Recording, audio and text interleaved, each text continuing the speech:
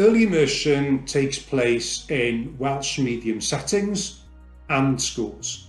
So this means playgroup or preschool settings that deliver their sessions through the medium of Welsh.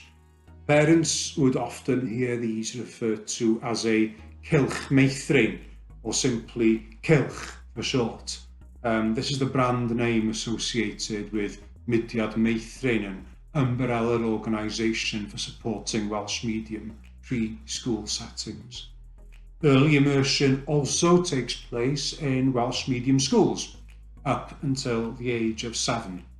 And English medium schools also have a duty to introduce Welsh language and develop pupils' Welsh language skills, but they can't be said to be immersing the child in the language because by definition they're not using Welsh as the main medium of instruction nearly all the time.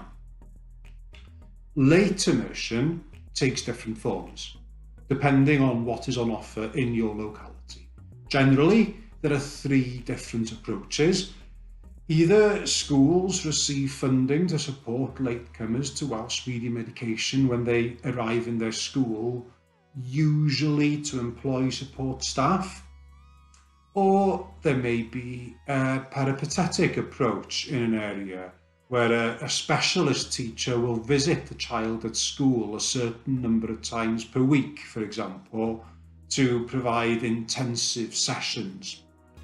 Or finally, the local authority may have a language immersion centre or language unit, canolfan iaith, that children can attend for a number of weeks, usually a whole term.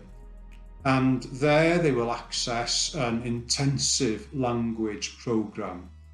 In our report, we make it clear that late immersion is at its most effective when it's delivered by an intensive and structured programme, usually in a language immersion centre.